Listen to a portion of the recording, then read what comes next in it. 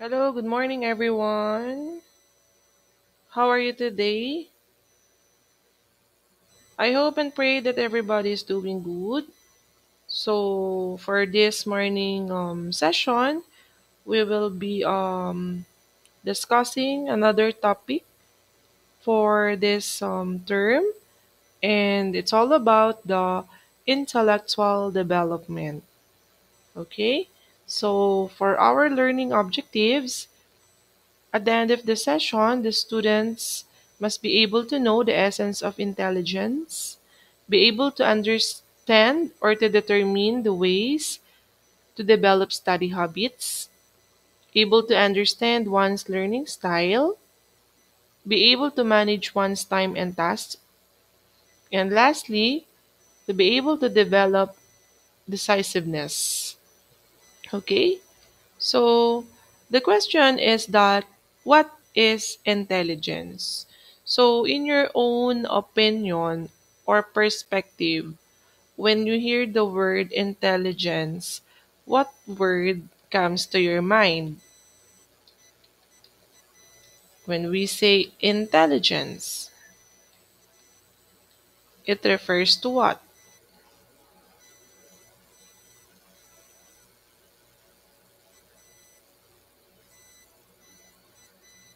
All right, so I guess everybody is thinking of what is the meaning of intelligence in your own perspective. Okay? But when we say intelligence, this is the, take note of this, this is the capacity to acquire, to understand, to apply knowledge, reason, and adapt to new situations. Okay? So intelligence also is not solely determined by one's ability to perform well on standardized tests, but kaya but it is a broader and more um, important concept, okay? Concept of the person. Okay? So now we will defining intelligence according to Sternberg. So way back 2004. Okay? So, intelligence defined as the global capacity to act purposely and to think rationally and deal effectively. So, it involves reasoning, it involves problem solving, it involves knowledge, memory, and adaptation to one's surrounding. So, here, as we can see, um, in the context of intellectual development, we are referring to the growth or the maturation of a person's cognitive abilities and the mental processes throughout their life. So, the intellectual development is a lifelong process class. Okay, it will start or begin in early childhood and continuing hanggang sa mag-adulthood po tayo. So, it encompasses a wide range of cognitive skills, including what? The way we think, paano tayo nagre-reason out, paano tayo nagsosolve ng isang problema, okay? Yung capacity ng brain natin to retain the memory, no? And also our language and the way of our learning style. Okay? So moving on, we have also multiple intelligence na tinatawag. So sa multiple intelligence, makikita natin to sa isang tao, okay? Or pwede namang isang tao ay meron lang bilang na intelligence, no? Na bumubuo sa kanyang pagkatao.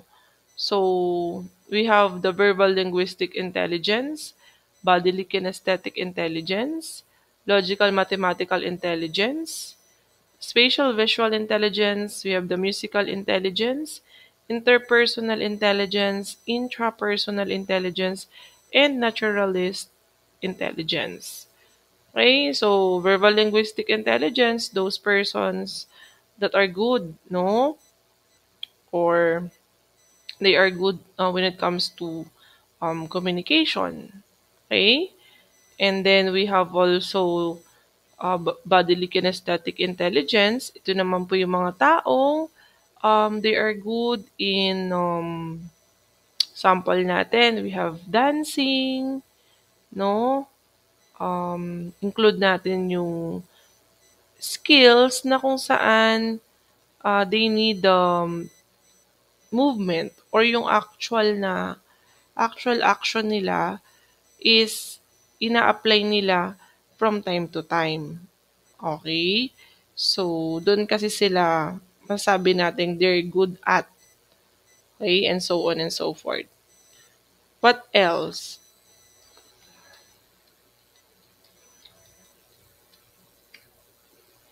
What else? So, most of us, um, bodily kinesthetic, no? Ang meron tayong intelligence. So, kumbaga, mayaman tayo dito. Okay? So, we have, ayun, include natin yung physical skills, no? Yung physical expression, yan, kasama yan dyan. Yung mga athletic ability, kasama yan sa bodily kinesthetic. And what else? Ayan, sino sa inyo yung best in PE nung elementary and high school. So, 'di ba, may mga magagaling lang sa ganyan subject kasi yun yung intelligence na kung saan mas mataas yon compare sa other intelligence na nandito. So, logical or mathematical intelligence, those are good in logic and of course numbers, um, problem solving, ayan. And then meron din tayong spatial intelligence. So, sino sa inyo yung sa tingin nyo ito yung pinakamataas, no, na intelligence na meron kayo ngayon? Or yung iba sa inyo, hindi pa kayo aware, no, sa intelligence na meron sa inyo at this moment. Pero again, gaya nga sa definition a while ago, uh, nag-start siya or the beginning is from your childhood stage and then lifelong process kasi siya hanggang adulthood, pwede pa siyang ma-develop. Okay? So, sa spatial intelligence natin, other term that we can use is yung spatial reasoning or yung spatial awareness. So, it refers to the ability to understand and manipulate the spatial world around us. So, ito yung mga visual thinking, ayan.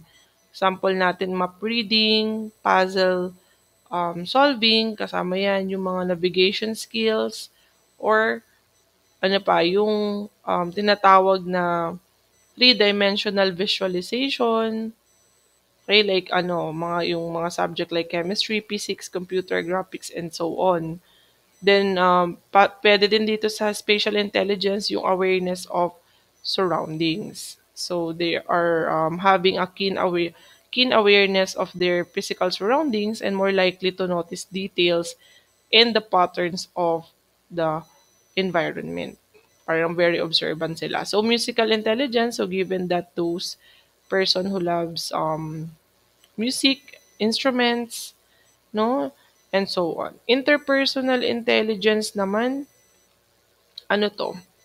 They are different from intrapersonal, no? Are you familiar with this?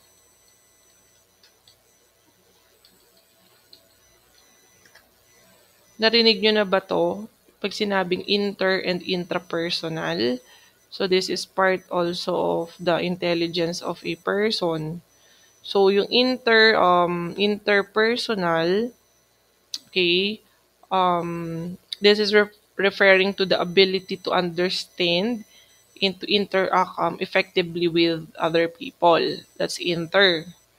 So, ito yung mga taong having a deep understanding of the emotions as well as the motivations and intentions and desires of others. Yan.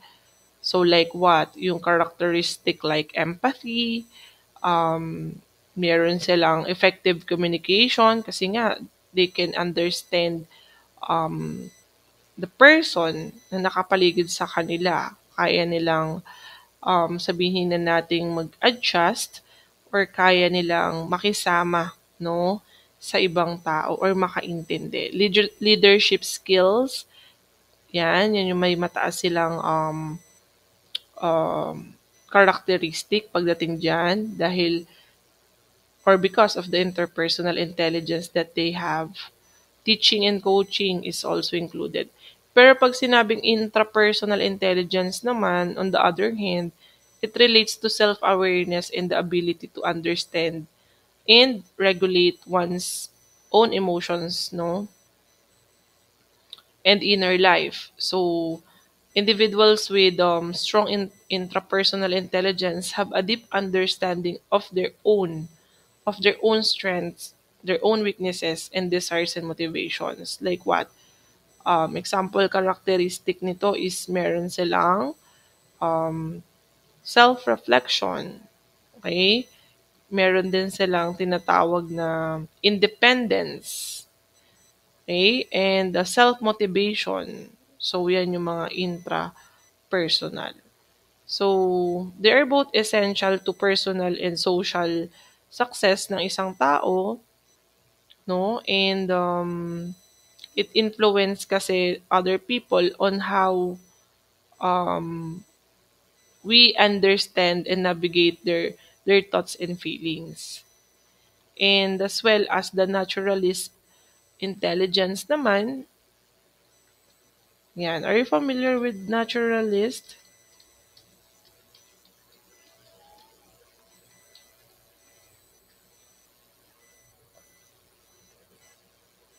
So, siya yung nasa last ng ating multiple intelligence, nasa last part. And according to Howard Gardner, in his theory of multiple intelligences, parang sinama ko to sa assignment nyo last time. So, ito yung klase ng intelligence that is centered around a deep um, affinity and sensitivity to the natural world. So, it includes the ability to understand, to appreciate, and thrive the natural environment. Okay, ito yung the characteristics is that meron silang environmental awareness, meron din silang tinatawag na nature advocacy, gardening and farming, and then pagdating sa sustainability, yan, meron silang karakter na ganon.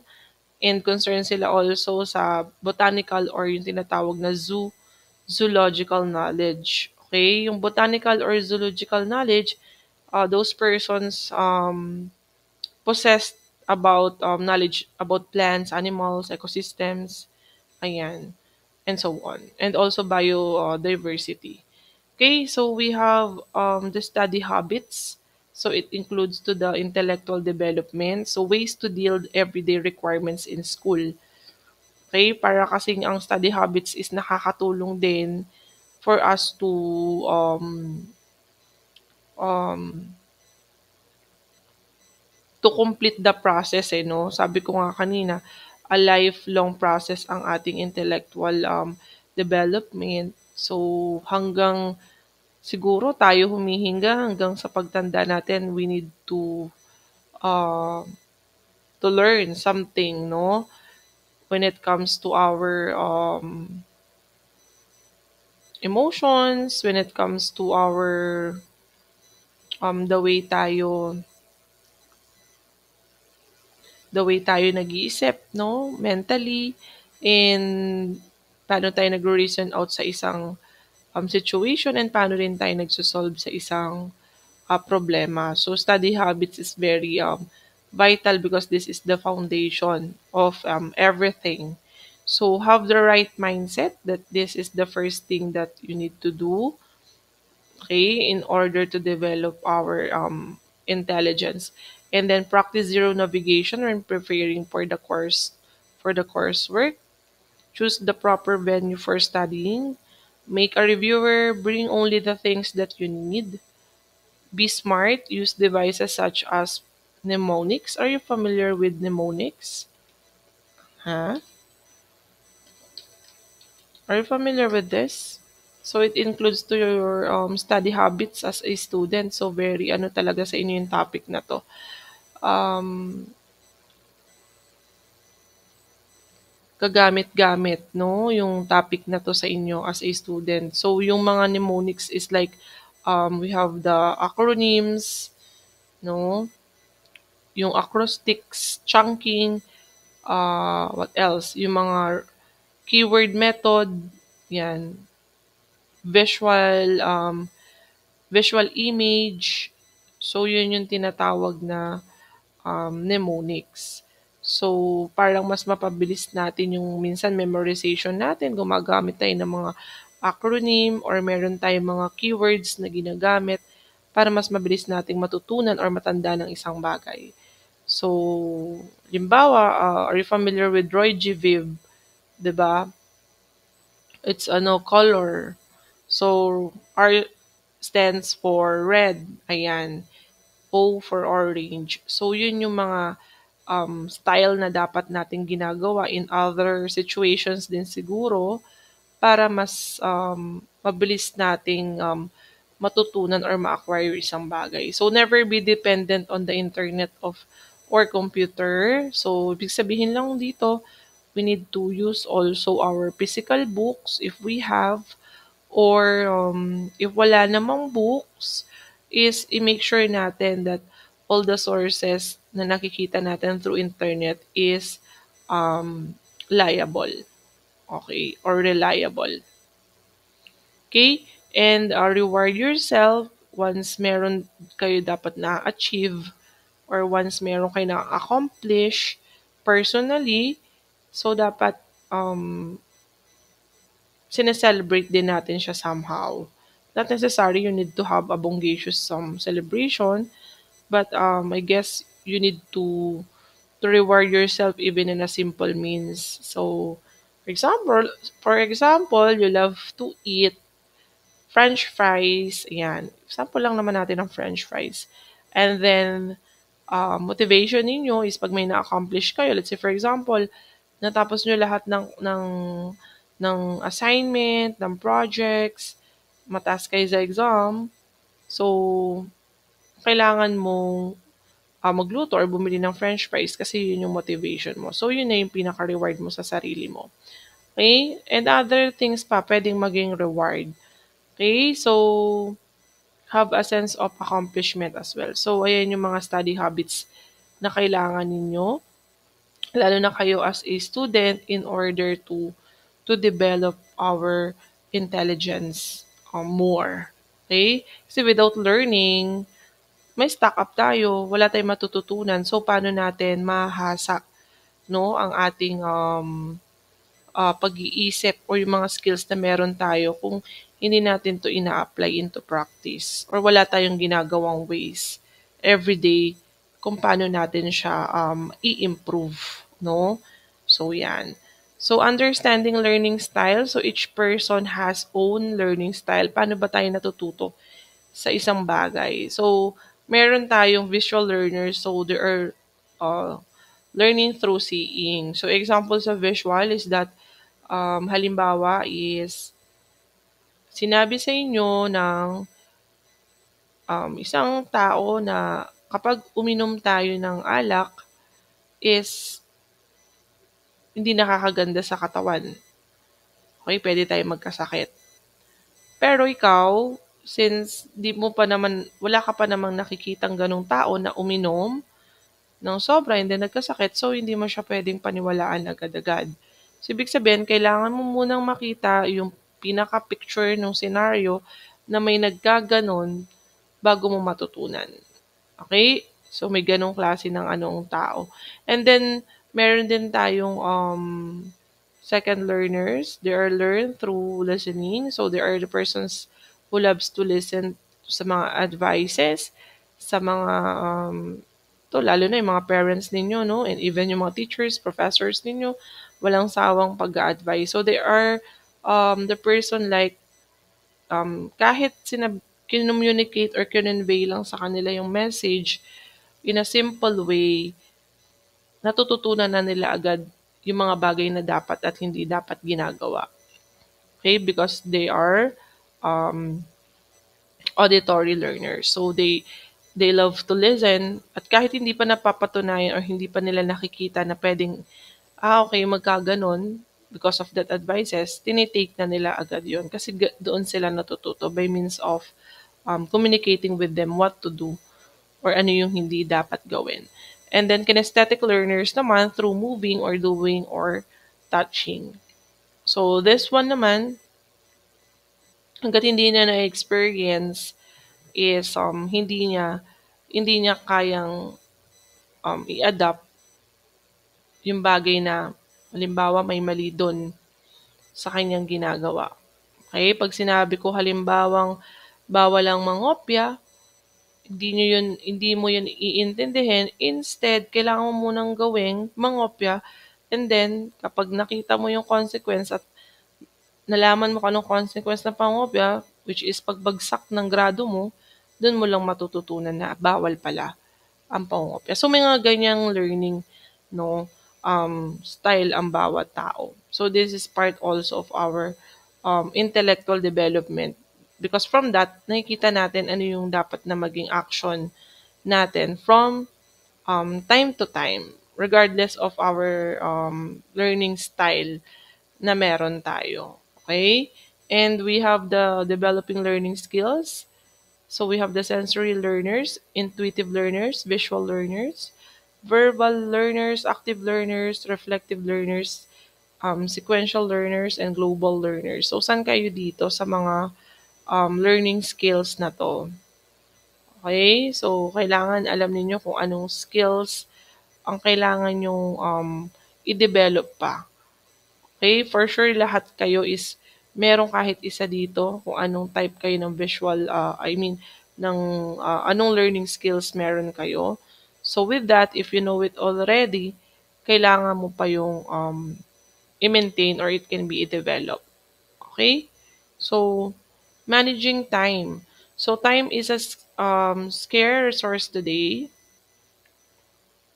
According to Thomson, stated that everyone has many demands on his or her time. So demands, conflict, and complete. So developing time management skills start with try to write a to-do list within a day. Ano ba yung dapat mong ginagawa sa loob ng isang araw, sa loob ng isang linggo? Yan, diyan kayo unang mag-uumpisa hanggang maging routine mo na that from time to time you need to check no na kung ano yung mga dapat mong task na kailangan ma-accomplish at ano yung mga priorities mo na task na dapat mong ma-accomplish within the day. Okay? So that you can manage your time. So, number 2, create a weekly and monthly planner. So, yun nga, sabi ko kanina, you will start in creating your to-do list weekly. And then, kapag nasanay na kayo sa routine ninyo, ng paulit-ulit na yun ang ginagawa nyo sa loob ng isang araw, you can have your monthly planner na. So, halimbawa ng weekly natin, Monday, morning, you will go to school and then afternoon, uuwi, gagawa ng gawaing bahay, gagawa ng assignment, and then matutulog. That's for Monday halimbawa. And then Tuesday, going to school, and then uuwi ulit. And then gagawa ng gawaing bahay, gagawa ng assignment, or kung meron ka pang idadagdag after that sa Tuesday schedule mo. It can be pwede kayong merong gala with your friends or meron kayong kailangang attenan na occasion, ilalagay nyo rin yun dun. Okay? And then Wednesday, another day na naman, AM natin, going to school, uuwi. Pwedeng hindi ka muna gumawa ng gawaing bahay kasi you are applying halimbawa for a work after ng class mo, didiretso ka sa ina-applyan mong trabaho. Then after that, matutulog and so on. Anong gagawin mo? So at least doon nakikita mo kung saan mo inilalaan yung every minute, every seconds na meron ka in a day. So it's very useful no sa atin, lalo na ngayon, very demanding lahat ng ating ginagawa, no? Kulang ang 24 hours sa atin. Actually, sa inyo, kung kulang lalo na sa mga working, katulad namin. Pero, ayun nga, we need to manage our time para mapagkasya lahat. So, how much more kayo, no, as a student na hindi pa gano'n kalaki yung obligations ninyo, no, kumpara sa mga professionals, no?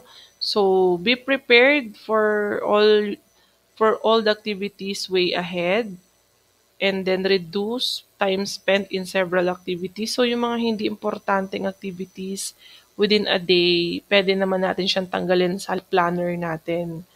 Okay? Ano ba yung mga hindi masyadong makakatulong sa atin, no? Sa ating sa loob ng araw na yon. So, example is maglalaro kayo ng ML and then buong 8 hours naka-ML lang kayo. Nako. So, hindi maganda yon. So, you need to reduce time. So, yung kung dating whole day, baka pwede maglaan ka lang at least 1 hour or 2 hours for ML. Okay? Or ano pa, watching movie. Nagwa-watch kayo ng movie, nakakatapos kayo ng at least 3 movies in a day. So, baka puwedeng at least one lang in a day or baka puwedeng i-schedule mo once a week ka lang manonood ng movie. So, i-re-reduce mo yung time spent mo dun sa mga activities na hindi naman sobrang kinakailangan. Okay? So, work during uninterrupted work season. So, if sabi nga nila, if may mga bagay kang kailangan ng matapos, tapusin mo na. Huwag mo nang ipagpabukas. Okay? And then do not procrastinate. So, ito yung nakakasira sa time management kasi actually, yung araw na yun halimbawa, wala ka masyadong gagawin. Marami kang spare time to do such things. Pero ang ginagawa mo, mas nilalagay mo siya sa hindi hindi priority activities. Okay? So, nasasayangan ka ng time na dapat may natatapos ka na sana, kaso hindi. Babalikan mo pa siya the next day kasi nga, yon procrastination na tinatawag. Dinidelay mo yung mga bagay na kaya namang tapusin ng araw na yon kasi napakalaki ng time natin. Okay? So, what else? Developing decisiveness, tips to come up with the best decisions. So, how you will come up with the best decisions? Number one is refrain from relying on faith and the supernatural. Ayan. What's faith and supernatural, no? Sino sa inyo yung ang hirap, hirap na hirap mag-decide in any aspect. When it comes to decision making, parang you need to ask your friends, your family, or kung sino-sino, and then sometimes you need to post it through social media kasi even yung pagsusuot mo ng kulay ng damit at pagpapagupit mo, hindi mo mapagdesisyonan, no? So, ano ba yung ano yung mga tips natin to come up with the best decision? So, yung number one natin, refrain from relying on faith and supernatural. Ito yung pag sinabi kasing faith and supernatural, ito yung concept that deal with the aspect of human belief and philosophy. So, usually in the context of the religion, mythology, or yung philosophy nga. So, yung faith, it refers to the belief that the events in an individual's life are predetermined and cannot be changed. Okay? So, like what? Yung mga maasa tayo with the destiny, ayan. Yung fatalism is everything that happens is inevitable and that human efforts is to change the course of events. Yun yung minamanipulate niya. Okay? And then yung supernatural naman, are you familiar with spiritual and paranormal beliefs? Ayan. Magic. Yan. Naniniwala sa sa mga magic. Ano pa? Yung mga folklore and legends.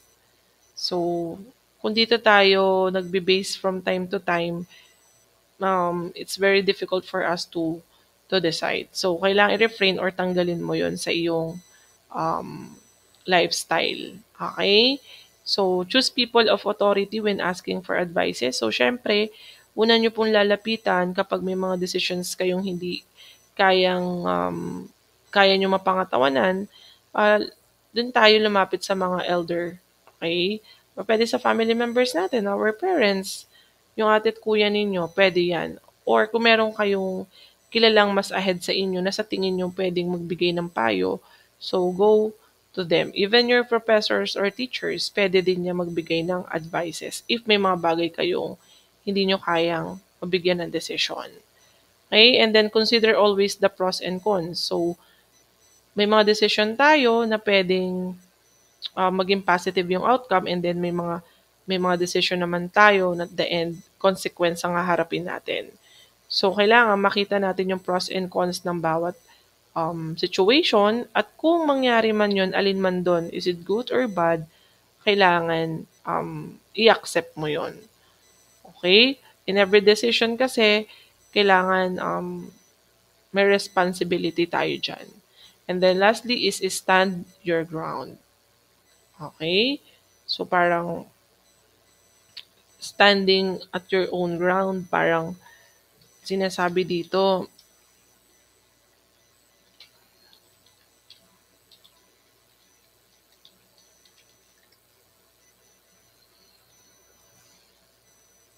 parang this is the idiomatic expression that means you need to maintain your own or one's position. Siyempre for your own viewpoint yun eh. So, nakikita dito yung resilience ng isang tao, yung personal empowerment na meron siya, and syempre yung tinatawag na integrity. Okay? So, it is important to note that standing at your ground can be a positive trait in many situations. Okay? So, to end this discussion for this morning, I want to leave this quotation with you and try to reflect on this. Okay?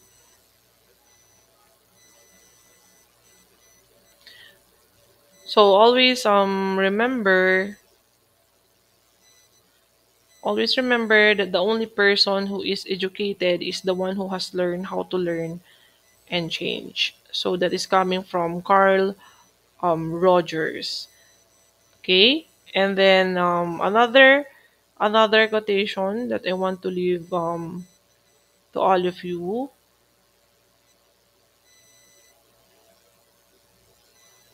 The mind is not a vessel to be filled, but a fire light to be lighted.